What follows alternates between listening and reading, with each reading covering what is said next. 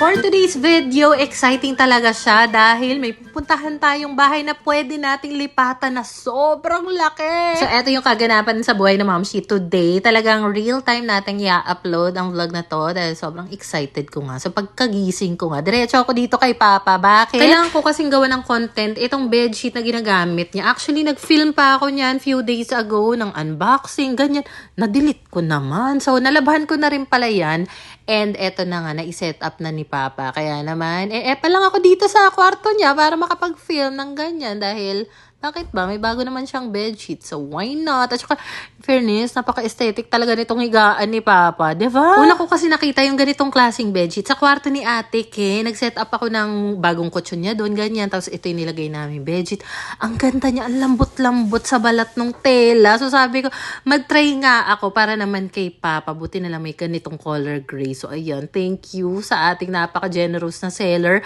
May bagong bedsheet tuloy si Papa. Pero bedsheet lang yan, wala siyang punda. Yung link, alam nyo na, nasa baba or comment section. So, eto na nga, pagkaalis ko nga sa bahay ni Papa, for the ligo agad kami mag-iina. Eto yung mga bit-bit ko, may tubig, may tissue kasi sinisipon ako. Eto maliit na bag, lagayan niya ng mga extra damit ng mga bata at pamaypay. So, dito nga pala kami sa may Pasita sasakay kasi ang alam ko, meron ditong van na ang biyahe ay Palipa. Yes, papunta tayo ng Batangas. O, diba? Ang Momshi nyo, sasakay ng van, walang kakash-cash. Hindi naman tumatanggap ng Gcash. So, buti lang may malapit na ATM. For the withdraw na muna tayo. And buti na lang kahit papaano may mga pasahero na doon sa loob ng van. Dahil kung ikaw ang nauna doon, good luck sa'yo kung ilang oras ka mag-aantay para mapuno ang van.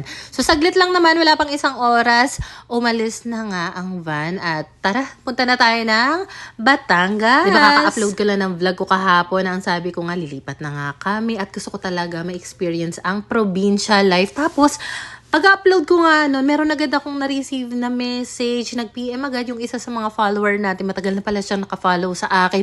Tapos sabi niya, Momshi, meron kasi kaming extra bahay, parang rest house nila sa probinsya. Napanood niya daw na gusto ko nga ng provincial life, diba? So sabi niya, baka ma-consider mo to. Tapos send agad siya ng picture ng bahay niya, video. Oh my God, pagkakita ko, in love agad ako. Talaga nag-twinkle-twinkle yung star ko. Tapos sobrang generous ni Momshi. Si Momshi Charlene nga pala yung nag-message sa akin. Dahil napakamurang halaga lang talaga nung parenta niya. Tapos alam niyo ba kung gaano kalaki yung lupa, kung saan nakatirik yung bahay? Almost 900 square meters. Oh, diba? Oh my God, parang currently yung apartment na meron kami, tinitira namin, 30 square meters. Tapos, grabe, ma-offeran ka ng ganun kalaki. Pero, alam mo na, medyo malayo talaga siya. Pero, ginusto ko to. Gusto ko talaga siya. Dito nga pala kami magkikita sa may Jollibee. Sakto nagugutom yung mga anak ko. So, ayan, for the kain muna sila. Meron pa nagtitinda ng lobo sa may labas. Kaya, nagpabili na naman ng lobo yung mga bagets. So, dumaan din pala ako dito sa may Red Ribbon para kahit papano meron naman tayo maabot sa ating napaka-generous na follower na nag-offer ng kanyang hacienda. Hacienda. So, eto na nga po pala. Hindi ko na muna i-focus yung ibang mga kwarto. Pero merong tatlong kwarto dito. Isa doon may aircon, pwede daw magamit. And may consent po si Momshi Charlene na pwede kong i-video, isama sa vlog. Ito, at napakalaki talaga ng sala, ng kusina. Tapos yung ibang mga gamit dito, hindi niya na may uuwi kasi rest house nga nila ito.